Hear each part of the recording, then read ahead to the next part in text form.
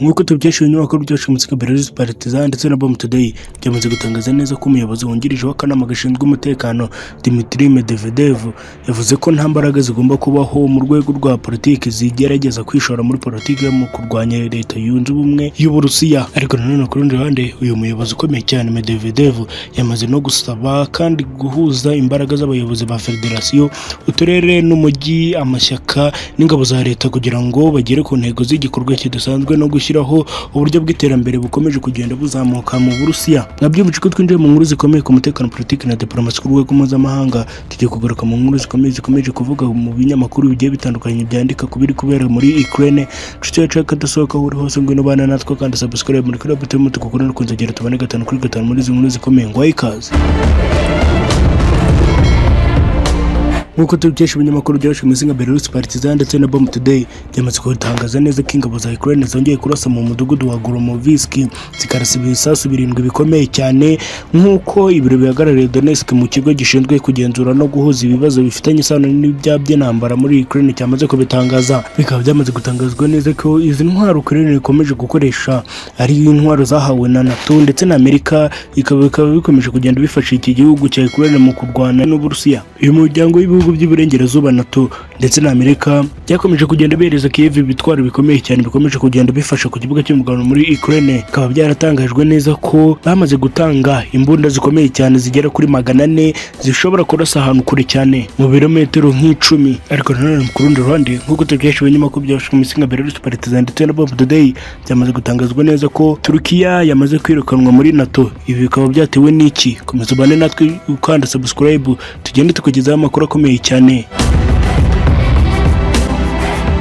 Ariko nanone ku rundi ruhande nk'uko dukomeje kubitangarizwa n'ibinyamakuru bikomeye cyane byamaze gutangazwa neza ko intambara ya gisirikare ikomeje kubera muri Ukraine yamaze kwerekana neza intege nke z'inganda z'Abanyamerika n'inganda z'Ubushinwa zikomeje kugenda zitanga ibikoresho bikomeye cyane bikomeje gukoreshwa muri Ukraine. Bikaba byaramaze gusesengurwa neza n'ikigo gishinzwe ingamba n'ubushakashatsi mpuzamahanga. Bikaba byaramaze kugaragara neza ko ingabo za Amerika ndetse n'iza Ukraine n'ibikoresho bakomeje kugenda bakoresha bidashobora gutsinda Uburusiya mu buryo bukomeye. Ariko nubwo bimeze gutyo Uburusiya bwo bukaba bukomeje kugenda bukora byinshi mu gutsemba ndetse no gusenyasenya ahantu henshi hagiye hatandukanye ibirindiro by'igisirikare cya Ukraine. Aho byubatse byose bakora ku buryo babisenya. Nk'uko tubyisha ibinyamakuru byinshi mu Kirimbuzi Partizan ndetse na Bomb Today bikomeza kugenda bitangaza inkuru zikomeye cyane dukomeje kugenda tubagezaho, bikomeje kugenda bitangaza neza ko igisirikare cy'Uburusiya cyamaze kwigaranzura bikomeye igisirikare cya Ukraine ndetse na Nato. Kuri uyu munsi bakaba barashe radari zikomeye cyane zakomezaga kugenda zitanga amakuru akomeye cyane ku gisirikare cya Ukraine. Bakaba bamaze no kurasa neza drone zikomeye cyane zitagira abapilote, bakaba bamaze no kurasa abasirikare bagera kuri 60 ngo bakaba bamaze gupfa. Ariko nanone ku rundi ruhande bikaba byamaze gutangazwa neza ko Pentagon yamaze kwemera igihombo gikomeye cyane ku gisirikare cya Ukraine. Bikaba byamaze kugenda bitangazwa neza ko igisirikare cya Ukraine cyamaze gutakaza abasirikare bakomeye cyane, bakaba baragiye banafata neza abagabo mu gihugu bakagenda babatuzuzanya kugira ngo bashobore kurwanya iki gihugu cyabo, ndetse nabo bakaba baragiye bahasiga ubuzima, bamwe bakanakomereka bikomeye cyane. Ariko nanone ku rundi ruhande bigakomeza gutangazwa neza ko aya makimbirane akomeye cyane akomeje kubera mu gihugu cya Ukraine ndetse n'Uburusiya akaba akomeje kugenda ateza impagarara mu buryo bukomeye cyane. Bikaba byamaze gutangazwa neza ko igisirikare cya Ukraine cyamaze gutsindwa mu buryo bukomeye n'igisirikare cya perezida w'Uburusiya Vladimir Putin. Ariko nanone ku rundi ruhande nk'uko tubyesha ibinyamakuru byacu mu Kirimbuzi Partizan ndetse na Bomb Today byamaze gutangazwa neza ko kuri uyu munsi Minisiteri y'Ingabo y'Uburusiya yamaze gutangazwa ko imitwe y'igisirikare mu majyepfo y'ingabo n'abakorerabushake b'ingabo z'ibitero mu cyerekezo cya Donetsk bamaze gutsemba kandi ko bamaze kurimbura bikomeye cyane abasirikare barenga 60, imodoka 2 zikomeye cyane zo mu bwoko bw'ibifaru ndetse na radari yakozwe n'Abanyamerika. Ibi bikaba byamaze gutangazwa neza ko kuri uyu munsi aribwo iki gitero gikomeye cyane cyaga bwagabwe n'igisirikare cya perezida w'Uburusiya Vladimir Putin. Ibyo bikaba byatumye Ukraine igwa mu kantu kandi bakaba bakomeje kugira ubwoba bukomeye cyane. Nabyumvise ko twinjiye mu nkuru zikomeye ku mutekano, politiki na diplomasi ku rwego mpuzamahanga. Nayo tugiye kugaruka mu nkuru zikomeje kuvugwa ku kibuga cy'imirwano muri Ukraine. Nshuti yacu akadasohoka uri hose ngo n'abana natwe kandi subscribe kuri Batewe tukukora ariko tugira tubone 5 kuri 5 muri izi nkuru zikomeye ngo wayika. Nkuko tubikesha ibinyamakuru byacu muzinga Belarus Partizan ndetse na Bomb Today byamaze gutangazwa neza ko Minisitiri w'Ububanyi n'Amahanga Sergei Lavrov mu Burusiya yatangaje neza ko intambara hagati y'Uburengerazuba ndetse n'Uburusiya itakivangwa mu buryo bukomeye kandi butandukanye. Yamaze gutangaza neza ko iyo bavuze ibibera hariya muri Ukraine baba bavuze neza ko Uburusiya bukomeje kugenda burwana kandi bikomeye cyane.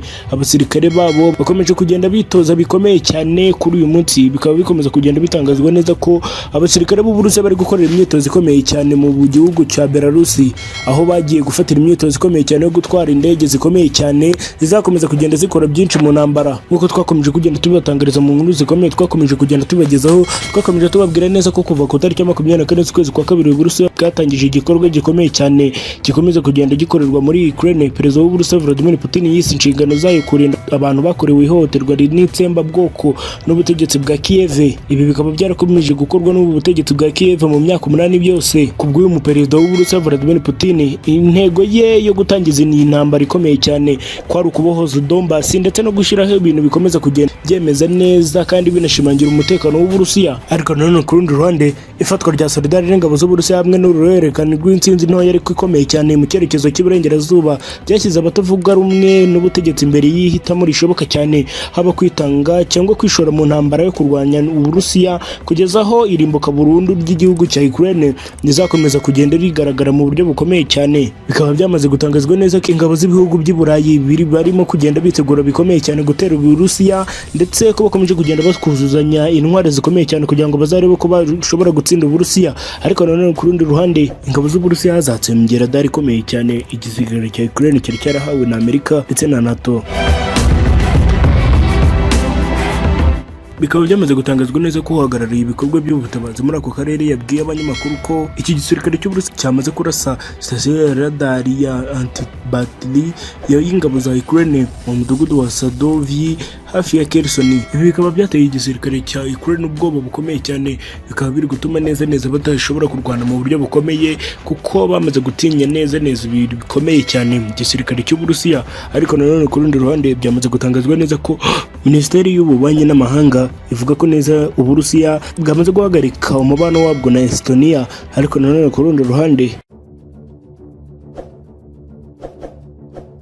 nibyo mu buryo bukomeye kandi butunguranye cyane, Perezida Vladimir Putin amaze kurasa ibirombe bikomeye cyane by'igisirikare cya Ukraine, aho bimaze gutangazwa neza ko izi ngabo za Ukraine zamaze zaburira abasirikare bageze ku 1000 ndetse banarenga mu buryo bukomeye kandi butunguranye cyane. Muri Luhansk hoherejwe misile zikomeye cyane zihise zihitana abaturage batari bake ndetse n'ingabo za Ukraine zigera ku 1000 ndetse n'abandi barengaho benshi. Ndetse nk'uko bikomeze gutangazwa neza, byamaze gutangaza ko hafi 70% by'abakomeretse banapfuye, ndetse bigatangazwa neza ko benshi mu basirikare ba Ukraine bapfuye bazize ubuvuzi butunguranye, gutakaza amaraso, imiterere y'isuku, kutubahiriza ibikoresho ndetse n'ibindi bintu byinshi bigiye bitandukanye. Ndetse Putin yavuze ko igihombo cy'ingabo za Ukraine muri solidari kiri hejuru cyane. Mwabyumvise ko twinjiye mu nkuru zikomeye ku mutekano, politiki na diplomasi ku rwego mpuzamahanga. Nanone tugiye kugaruka mu nkuru zikomeye zikomeje gutaruka ku kibuga cy'imirwano muri Ukraine. Yacu akadasohoka uri hose ngo n'abana natwe kandi subscribe kuri Batewe tukukora ariko tugira tubane 5 kuri 5 muri izi nkuru zikomeye ngo wayikaze. Nkuko tubikesha ibinyamakuru byacu mbere Belarus Partizan ndetse na Bomb Today byamaze gutangaza neza ko perezida w'Uburusiya Vladimir Putin yamaze kwirukana uwo bita Alexei Pavlov ku mwanya w'ubunyamabanga wungirije w'akanama gashinzwe umutekano, atangaza neza ko uyu munyamabanga wungirije atakira umunyamabanga wungirije w'akanama gashinzwe umutekano, akaba yirukanwe mu buryo bukomeye kandi butunguranye cyane. Ariko nanone ku rundi ruhande, bikaba byamaze gutangazwa neza ko Pentagon ndetse n'Ubudage byamaze kwemera imfashanyo ikomeye cyane bizoherereza igihugu cya Ukraine. Byamaze gutangazwa neza ko bamwe mu bayobozi bakomeye bibi bihugu bikomeye cyane bamaze kwemera neza ko bagomba kureba uburyo bakoherereza intwaro zikomeye cyane ndetse n'ubundi bufasha bukomeye cyane ku kibuga cy'imirwano muri Ukraine. Ibi bikaba byamaze gutangazwa neza ko umuyobozi wa Minisiteri y'Ingabo za Amerika mu nama yagiranye na mugenzi we w'Ubudage komeza kagenda amuhatira kwemera kuzatanga intwari zikomeye cyane ndetse n'imodoka nini z'imirwano. Ibi bikaba byamaze kwemezwa neza ko mu minsi mike imfashanyo zikomeye cyane ziraba zageze mu gihugu cya Ukraine. Ariko nanone ku rundi ruhande byamaze gutangazwa neza ko Nato nayo ikomeje gushigikira Kiev mu kohereza intwari zifite agaciro ka miliyari 10 z'amadolari. Bikaba bikomeje gutangazwa neza ko Nato ikomeje kugenda ifasha ku kibuga cy'imirwano muri Ukraine, ikomeza ndetse no gushotora Uburusiya, bityo bikaba bikomeje gutuma intambara idahagarara mu buryo bukoronye. Ndetse bikaba byanatangajwe ko Pentagon yavuze ko Amerika igomba gushinga icyicaro mu Budage kugira ngo itange intwaro muri Ukraine. Ariko nanone ku rundi ruhande Minisitiri w'Ingabo w'Uburusiya Dmitry Peskov akaba n'umunyamabanga w'itangazamakuru wa Perezida w'Uburusiya Vladimir Putin yamaze kugira ibyo atangaza ku kibazo cyo gutegura imyigaragambyo ishobora kuzabera i Moscow no gushyiraho uburyo bwo kwirinda ikirere ku gisenge cy'inyubako. Hano ndashaka kukuyobora rwose muri Minisiteri y'Ingabo zacu. Avuga amagambo akomeye cyane kandi anateye ubwoba, akomeza kugaragaza neza ko agomba kuyobora ibikorwa bikomeje kubera mu gihugu cya Ukraine. Ariko nanone ku rundi ruhande impuguke mu by'intambara yavuze ko Uburusiya bugomba kongera ingufu mu kurinda ikirere cyabo, bazana intwaro zikomeye cyane zikomeje kugenda zirasa misile ziraswa mu gihugu cy'Uburusiya. Ariko nanone ku rundi ruhande Perezida w'Ubufaransa Emmanuel Macron yatangaje ko Ubufaransa bugomba kugira ubushobozi bwo gukorana n'ibindi bihugu by'Uburayi muri Nato cyangwa hanze y'ubumwe bw'ibi bihugu. Akomeza anatangaza neza ko nibiba ngombwa bazanatanga ubufasha bukomeye cyane ku gihugu cya Ukraine. Ariko nanone ku rundi ruhande